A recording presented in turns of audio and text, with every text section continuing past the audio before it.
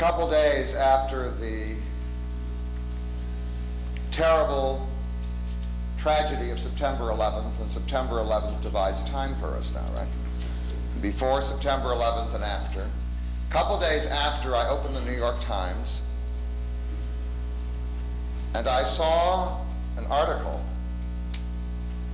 like an op-ed piece by Aciman.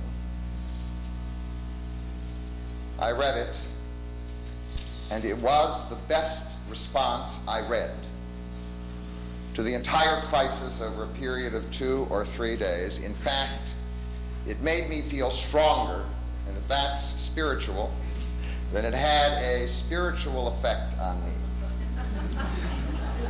The first experience I had of Aciman was a book that I read, which I loved and read twice, because I liked it so much the first time I read, I had to reread it. It's called Out of Egypt. It was a memoir of his growing up in one of my favorite cities, which I visited at one time.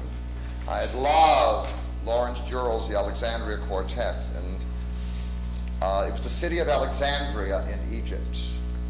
And it was the story of his Sephardic family and his Sephardic childhood in this exotic place. And it was a romantic tale, but it did something that really struck me. It was, in my mind, very Jewish, because he talked about an experience that Jews often have. It's that experience of always feeling that you're in exile, of slight alienation. You're never completely at home where you are. And maybe that's the source of our creativity through the centuries. But it struck a very responsive chord, and I said, I would love to hear this man. So we invited him to speak at our first colloquium, and many of you here who were there in 1995 remember him. I remember the experience of listening to him. He has a poetic soul, and there is a romantic touch to what he does, and he's a master of words. And what I most like about him is that he makes you see things that you don't generally notice. Now, I know that he is a professor of French and comparative literature at Bard College in Annandale-on-Hudson. And he has published many essays and pieces of fiction. I read them all the time in the New Yorker, and I read things by him in the New York Times. He's become a well-known, and in my mind, a famous writer. He returned to us one more time for our book fair and was overwhelmingly powerful for us. So when we were thinking of a person to open up the whole subject of secular spirituality, the name that came to our minds was this romantic and poetic figure for us. His name, Aciman, and we are so happy that he is here to start the whole process of dialogue for this colloquium on secular spirituality. Andre.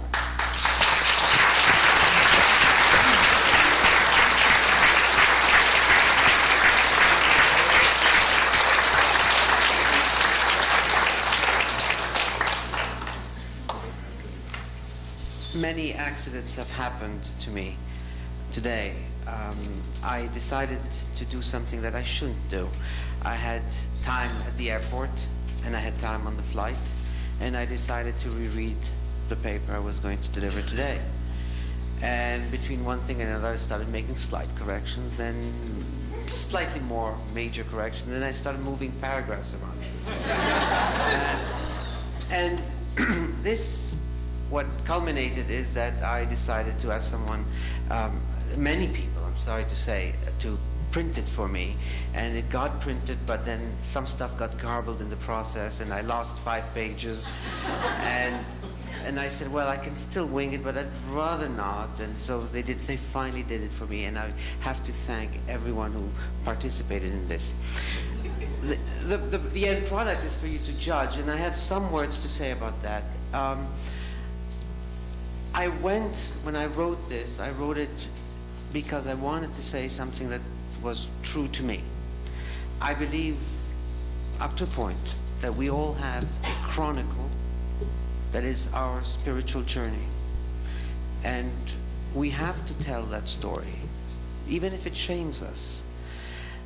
But we have to be honest. We all think we're honest, but we have to be. And it's very hard to be honest when you know you're trying to be. Because you end up thinking you are, and you act as if you're honest, and you're really play acting, and you end up saying things that everybody said before, thinking they were honest. So,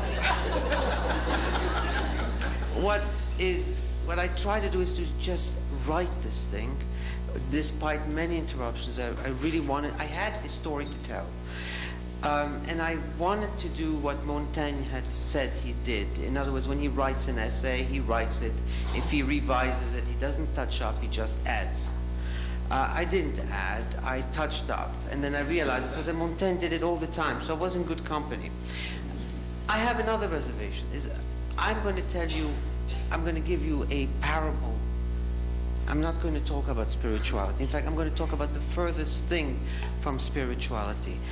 Though, if you remember the context, and you have to make allowances for the fact that I'm really a novelist, trying to come to this with what I have, not with what I should be doing, what I have. And I'm going to give you the most honest thing that I have to tell, and it is going to be, it's going to take you into two poles, because I think this is where we all are, whether we had 9/11 or not, is that we have maximum depression in some cases, and then we have maximum gratitude on the other. And how we oscillate between the two is really each of our journeys. And so I decided to call this Song of Thanksgiving after Beethoven, though you will see that it's the last thing to do with music or with Thanksgiving, but it has touches of it. For me, life begins somewhere with the scent of lavender. My father is standing in front of a mirror. He has just showered and shaved and is about to put on a business suit. He's wearing a clean shirt, and suddenly there it is, as always, lavender. I know where it comes from. An elaborately shaped bottle sits on a dresser. One day when I'm having a bad headache and I'm lying in the living room sofa, my mother, scrambling for something to ease it, or at least take my mind off the pain, takes the bottle down, unscrews the cap, and dabs some of its contents onto a handkerchief, which she then brings to my face. Instantly, I feel better. She lets me keep the handkerchief. I like to hold it in my fist, as I'd seen others in my family do when they were feeling sick or crushed, and walked about the apartment taking occasional sniffs through crumpled handkerchiefs in what looked like last-ditch attempts to avoid a fainting spell. I liked the handkerchief, liked the secret scent emanating from within its folds, liked smuggling it to school even, where I'd take furtive whiffs in class, because the scent alone brought me back to my parents, to their living room, to a world that was so redolent and seemingly ever so close that sniffing it cast a protective cloud around me and sheltered me, or better yet, made me invisible. Smell lavender, and I was safe, happy, beloved. To this day, the smell of lavender, or just imagining the feel of the thick glass flask as it takes that outward concave slope down both its sides, will instantly summon the best in me. Say lavender, and I can already smell it. Say lavender, and I'm in my element, and the world becomes good. Say lavender, and I'm one with my Father, before the unavoidable break that occurs somewhere in one's childhood, and where we leave, perhaps, the very best of us behind, and spend our remaining years trying to find it, and in our bungled attempts to do so, end up distancing it even more. Say lavender, and I begin thinking of me. Of some me I never think when I try to fathom myself in any other way. And I'm thinking of psychology as that other way. Until today, the bottle of my father's old aftershave lotion can be found the world over. Sometimes I have only to walk into a large department store, and there it is. Even small, third-rate drugstores sell it. I have come to expect finding it in so many stores that I never pay attention to it. I could, if only I were prescient enough and did not want to risk walking into a store one day and not finding it. I could purchase a tiny bottle and keep it somewhere for safekeeping, the way people like to keep precious mementos within reach, as a testimonial to my love for lavender, or as a stand-in for my father, or for that fall evening so many, many years ago when I went with my mother to buy my first aftershave lotion, happy to know that a man could use shaving as an excuse for wearing perfume. I purchased a lavender aftershave as well that day with my mother, but it was, of course, an altogether different brand. Over the years, I discovered other varieties of lavender because I needed to differentiate my own lavender from my father's. Who wouldn't do that? There were light, ethereal lavenders, some were tart, as if picked from the field and left to parch in large vats of vinegar. Others, like my father, were overwhelmingly sweet. Some lavenders ended up smelling like a herbal garden.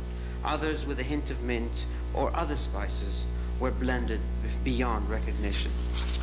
Over the years, I also experimented with all manners of lavender. Purchased many bottles, not just because I wanted to collect them all, as though in search of the ideal lavender, the ultimate lavender that would supersede all other lavenders, but also so as not to find something I suspected all along, that the lavender I wanted was indeed the one I'd grown up with. Basic lavender, neighborhood pharmacy lavender, Papa's lavender. You go out into the world to acquire all manner of habits and learn all sorts of languages, but the one tongue you neglect most is the one you learnt at home. Just as the customs you feel most comfortable with and find yourself missing at times are those you never thought were customs at all until you saw others practice them and suddenly realized they were in fact yours all along. Why go looking for the impossible when the obvious was staring at you all along? Why search at all? And who even is sent? Can't read my own typing here. And who even said that a scent was necessary in the first place? You have your body scent. Isn't that good enough? Do you want them still? Or is searching for newer ones more alluring now? Or has searching, which in retrospect turns up so little over the years, ultimately become a way of being? The home I feel most at home in, the provisional scent, like provisional beliefs and provisional loves, all becoming tiny forwarding addresses that are the only permanent addresses we'll ever have, mileposts that are more memorable than the road itself, mileposts that justify the road and not, as it should be, the other way around. My scent. What is my scent? Have I ever had one? An hour after purchasing a particular scent, I already knew it was not the right one. You have to buy and live with it and make it yours a while to realize it was wrong all along. That you get attached to it, however, means something. And sometimes the history of that attachment means more to us than the perfume or what we went looking for in the scent itself. The way the history of a love affair may mean more to us years down the road than the fact that this love affair never had any love in it at all. What truly humbles us is that it is almost always in ritual and not faith that we come closer to God. The way it is in habit, not essence, that we become who we are. The search for perfect lavender was like the search for something that would highlight and emphasize or allow to emerge who I was, what I was, like the search for one's natural color, or for one's brand of cigarettes, or for one's favorite composer, or one's favorite magazine. Finding the right lavender would instantly allow me to say, yes, this is me. Finally, we say, I will smell of the right lavender. Because in smelling the lavender that is right for me, I will smell not just like who I am, but better yet, I'll smell like the person I've always wanted to be. The person I wish to be and the person I truly, truly am could, in the best possible world, be one and the same person. But as I said, an hour after the purchase, one is right away disappointed. The me who was supposed to emerge like the me that is about to emerge when I buy a new suit, or after I sign for a 5-year subscription to a magazine that seems so thoroughly right for me, or after purchasing a year's membership to a health club that I know I won't attend, or after moving to an entirely new city. That me turns out to be, not surprisingly, a far too familiar me indeed. It is the old me.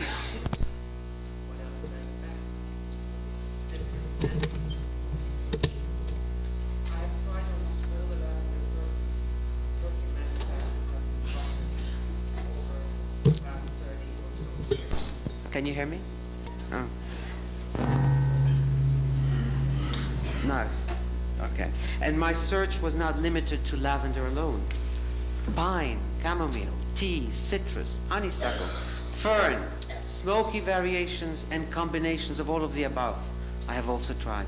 I have found some I have come to love, but I am always left with the feeling that the right one for me, the real me scent, has eluded me, perhaps my entire life. Could it be that the real me is not the me I live with every day? Is he someone else? I may never know or see, much less live his life. All I have before me are the scattered mileposts I've collected in my attempts to encounter him. Could it be that all life is an attempt, just an attempt, to give a chronicle to a life? I have thrown many things away in my life, but aftershave bottles, never. Some I've stopped using as soon as I purchased them. Some I haven't sniffed in 2 decades. Yet they are all there, lined up, 2 to 3 deep in a cluttered bathroom cabinet, each vial like a little tiny stand-in of someone I considered being, or had indeed been for a while, or wished to be, but then never quite became. On each scent is inscribed either a dream for a new life, for a new beginning, a new deal, or sometimes just the memory of the period surrounding its purchase. Scent A, purchased on such and such a year, with or without so and so. Scent B, purchased after abandoning scent A. C, marking sudden fatigue with B. D was a gift, never liked it, wore it to make the giver happy, but then had to stop using it when the giver disappeared. Comes E, which I loved so much, that I purchased F, made by the same house as E. But F managed to tire me of both E and F.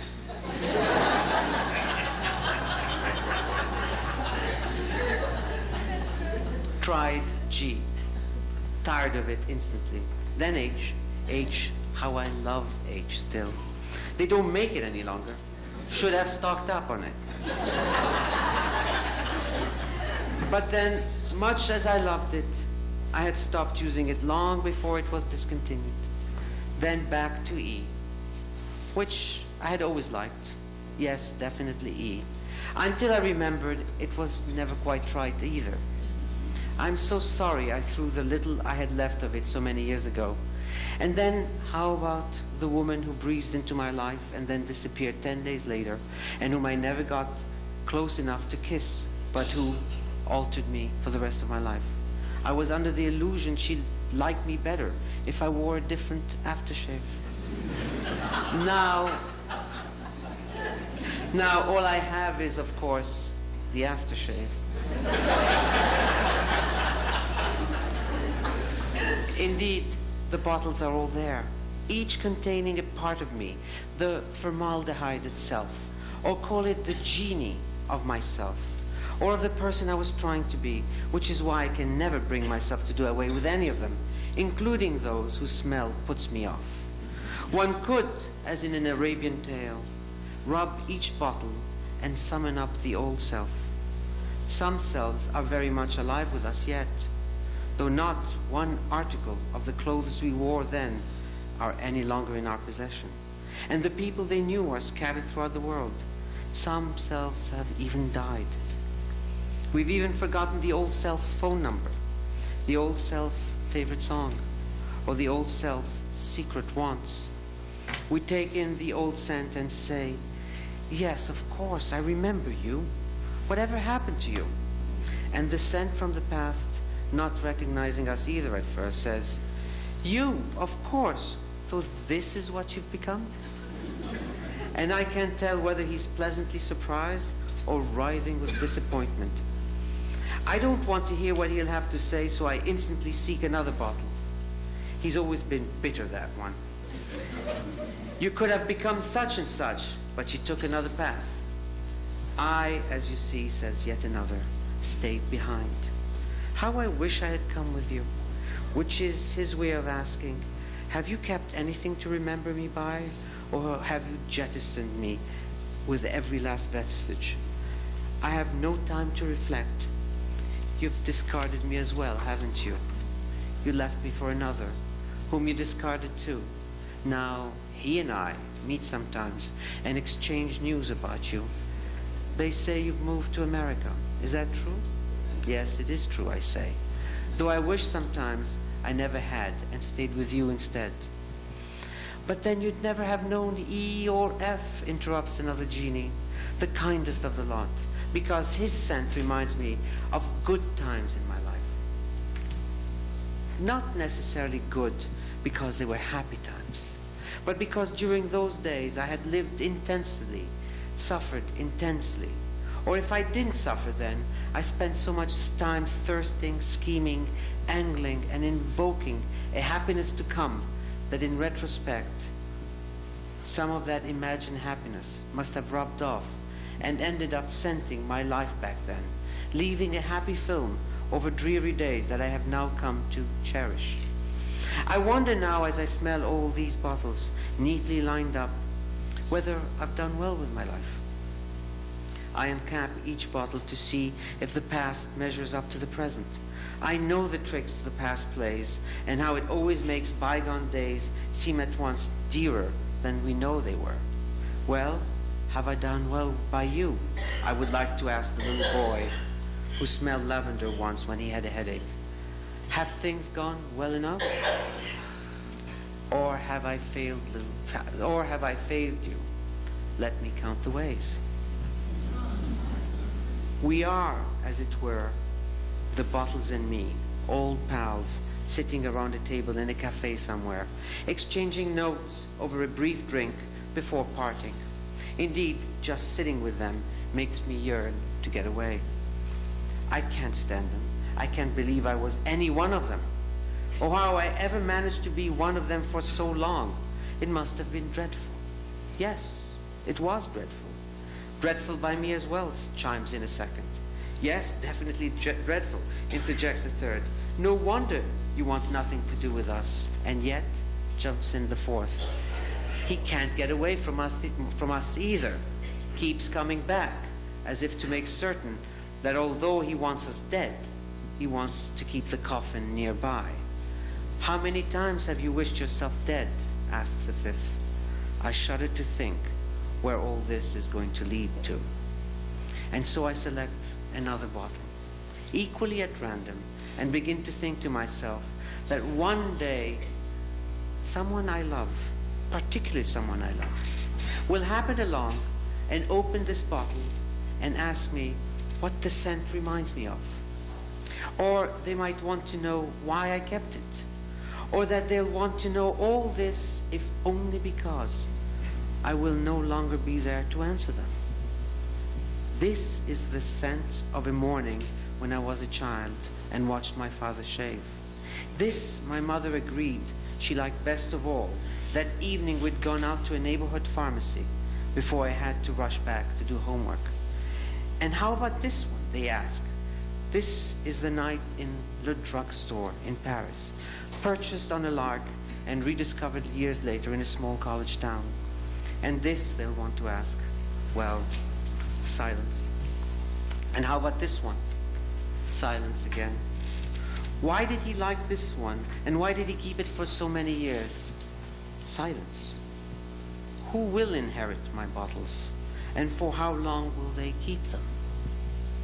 The scents can linger for decades, but their legend clams up the moment we're gone. Our genie is now forever locked now and can speak to no one. It watches as those it loves open and investigate the contents of the bottle. It dies to scream with the agony of the Rosetta Stone, begging to be heard out. This was the night I took someone out and couldn't believe how easy it was to be happy. And this, how can you not know? This was the night when, standing in line outside Carnegie Hall, we met, and one thing led to another. And afterwards, when it rained, we both waited a while under the cantilever, both reluctant to leave, having found a pretext in rain. Strangers starting to talk, making a quick dash for it, to a nearby coffee shop. Deplorable coffee, damp shoes, wet hair, surly foreign waiter, mumbling even after we tipped him kindly. That quiet Wednesday decades ago when we sat and spoke of Mahler, and no one would have guessed, not even us, that we'd end up that night in a studio in a tiny brownstone on the Upper West Side. But that voice cannot be heard. And I wonder now, as I imagine all this, whose is the greatest sorrow? Those who look at your things and know they will never see you again, or hear about your life? Or yours, who know that one of the terrors of death is that it lasts forever? But worse yet, that as we're dying, we ourselves will realize that to die is to forget having loved anyone, much less been alive. The dead don't remember having lived. When we die, we won't ever again remember who we were, or to whom our face belonged. Tomorrow, you tell yourself, I won't be seeing you again. Perhaps I keep my bottles not just as stand-ins for my past, or for those I've loved in the past, but as stand-ins for me. For me as I will be after I die. For the me in the lavender bottle, which will and must outlast me, which is why I teach my children all about perfumes.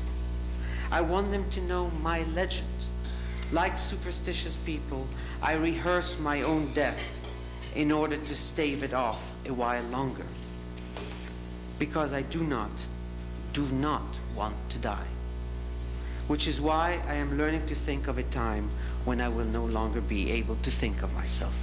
I am thinking of a time when I will no longer be able to think of myself. I look at the bottles and realize there should have been many, many other bottles there. Not bottles I lost or forgotten about.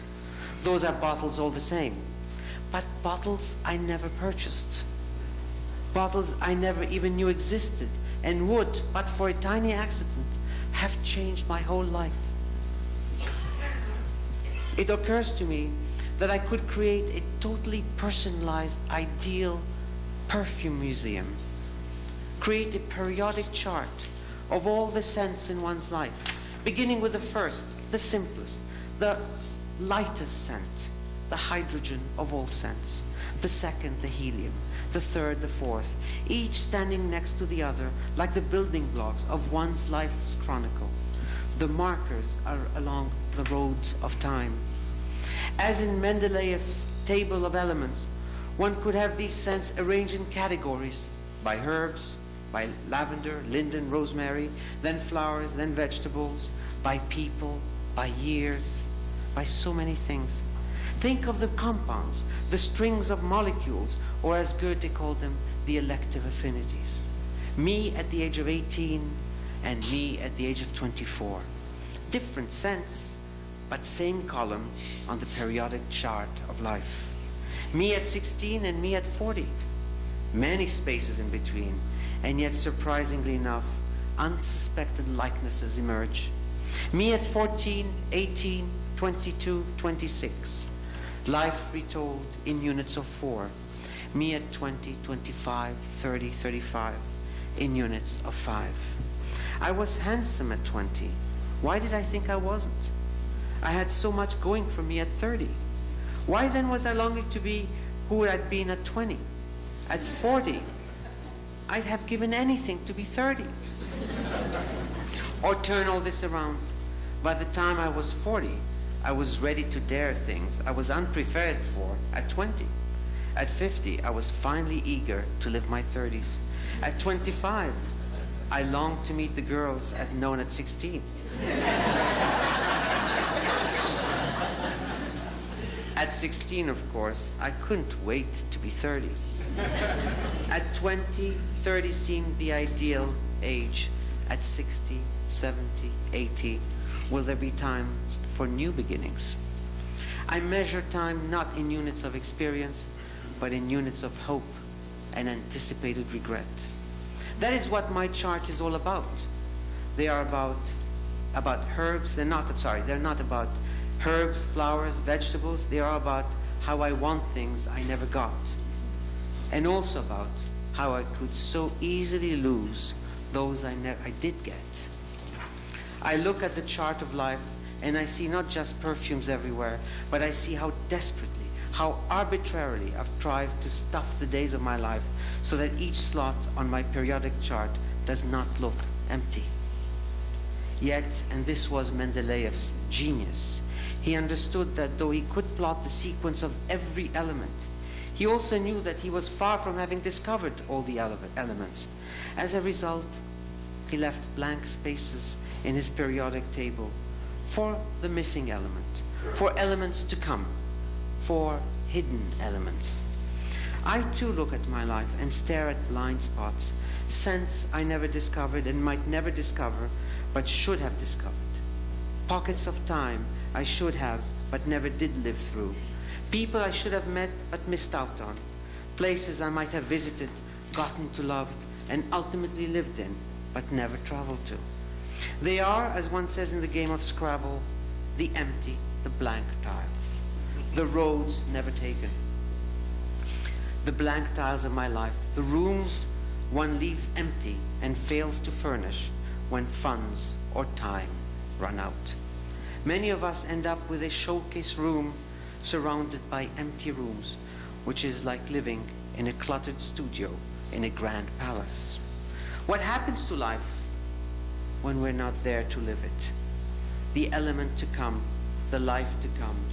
We live so chronologically that we forget that the moments we have yet to live, to catch up on, are not in the future, but in the past. The things we should acquire are not those proper to middle age, but to an adolescent. Just as in childhood, the things every boy wants are those grown-ups don't care to own. Time is given to us in the wrong tense. Sometimes life may be wasted on the living. And yet there is one perfume. No one I know ever wore it. So there is no one to associate it with. It was a woman's perfume, so I couldn't even wear it. And it was far too expensive for me to buy and keep around as a stand-in for a mysterious woman I hadn't yet met. The way we buy an extra ticket to a concert, just in case the right person drops into our lives. Or the way we keep extra toothbrushes in case unexpected overnight visitors stop by. This was the perfume the ideal woman would have to wear. Because this is how I imagined the ideal woman. Because it was with the ideal woman that I might ultimately, if I could ever be so lucky, become one day the ideal me. And even if no one could make me become the ideal me, still, it already made me a better person to think that I ranked among those who still think that it would be in the company of someone else that I'd become the best me I'd ever become. I discovered that perfume one fall evening on my way back from class. In Cambridge, Massachusetts, there used to be a drugstore on Brattle Street.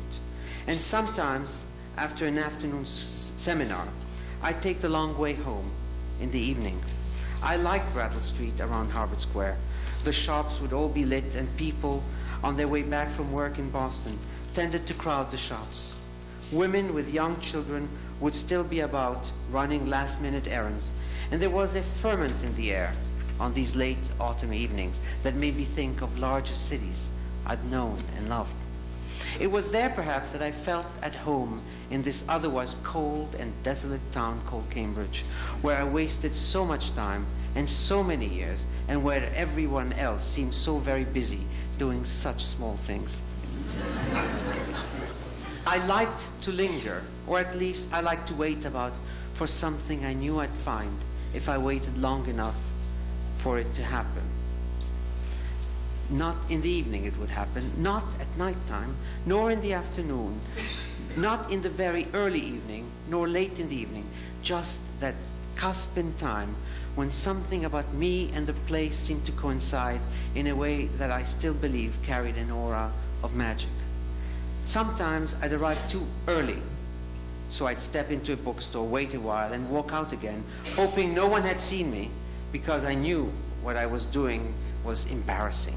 Loitering, maundering around, trying to catch an accent, a shade of feeling that was more in me than it was in Cambridge, but which needed a confluence of the three to happen. I was, and it took me some time to realize, replaying the evening with my mother when we'd been to a store to look for an aftershave so many years ago. I missed home. I missed people. Hated being alone. Missed having tea. Had tea alone as a way of invoking the presence of others at tea. The pharmacy in Cambridge stood at the end of a crowded stretch of stores past the bend on Church Street. It was the last spot before heading home through empty, narrow streets that made home unavoidable.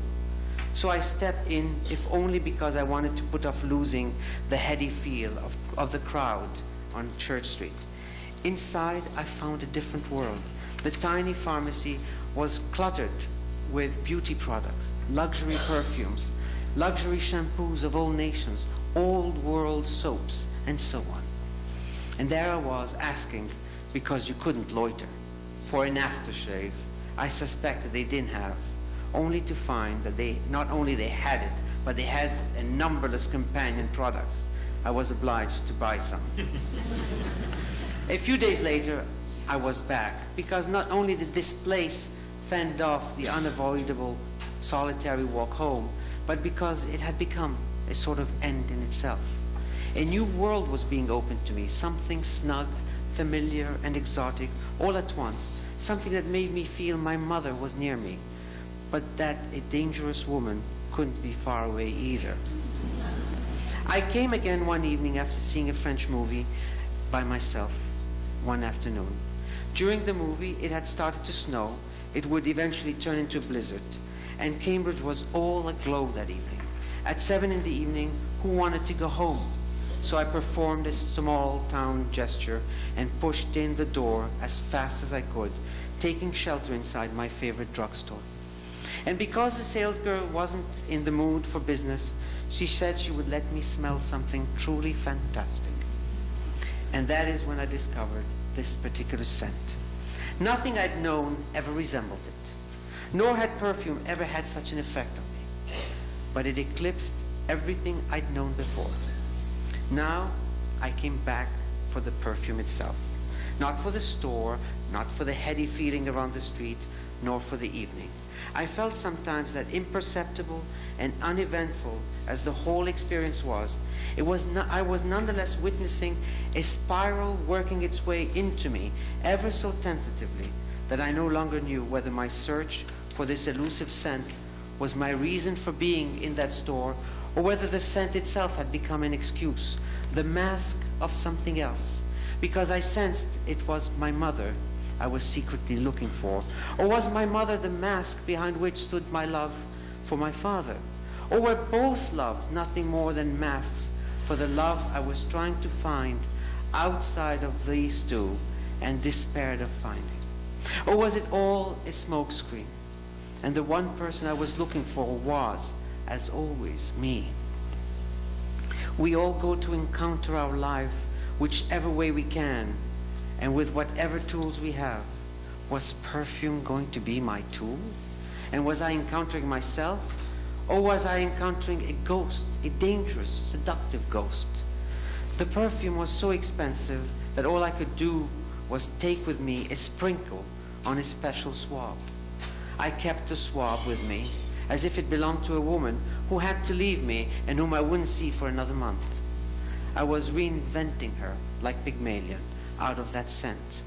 Suddenly I saw myself crossing Church Street and heading on towards the Cambridge Commons, inhaling the smell all along, imagining I had spotted walking across the snow, imagining a woman with a little boy.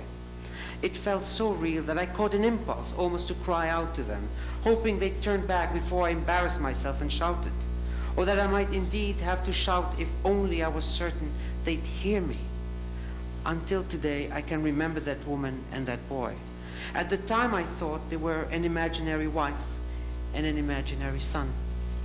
Now, through the distance, I think it was my mother, and the little boy, me. Come to think of it, perhaps, as a little boy, I had heard someone call out to me in cold weather. My mother couldn't hear and didn't answer, and we walked away. Rarely, which doesn't mean never, I still go hunting for that perfume, especially when I have to go into a department store and work my way through the perfume counters on the first floor. Invariably, I play dumb. What's this perfume, I ask? And they tell me, and they let me try it, and they give me my sample swab. And I take it and dream back to those days when I'd asked so much of life. Now that I've learned to accept so little and to seize much less, I realize that it is precisely the perfume I never had, the one which hid its face from me all my life, as if it were a rare earth element, like lanthanum, and is the only one that mattered in my life. And if I don't name it to you tonight, it is because I dare not. I love it too much and will give it 1,000 names before naming it to anyone.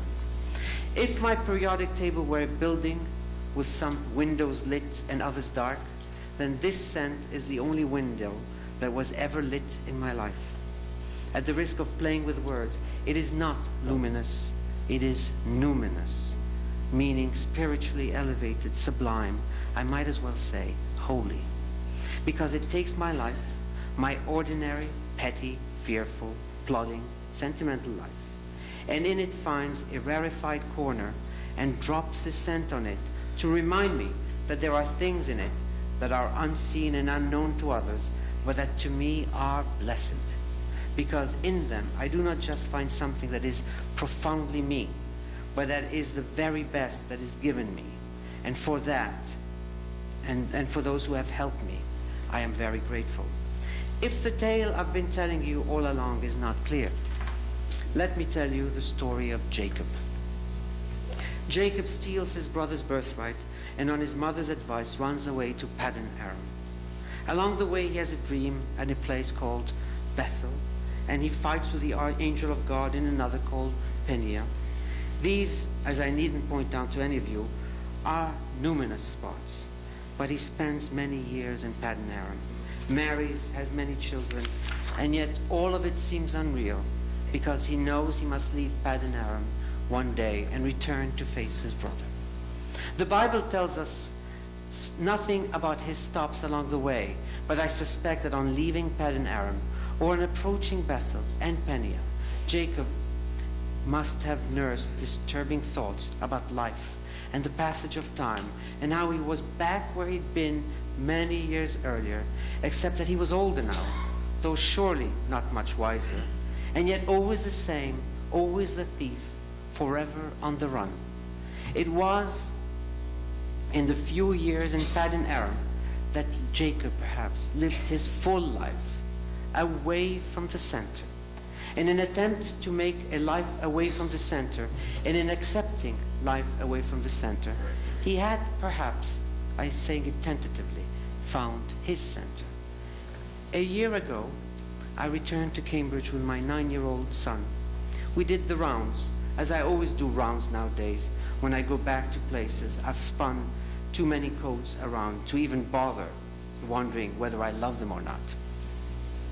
Indeed, here we were, entering my drugstore on the corner of Brattle Street, talking to the salesgirls who had no idea, or should she, of what I was trying to accomplish with my son.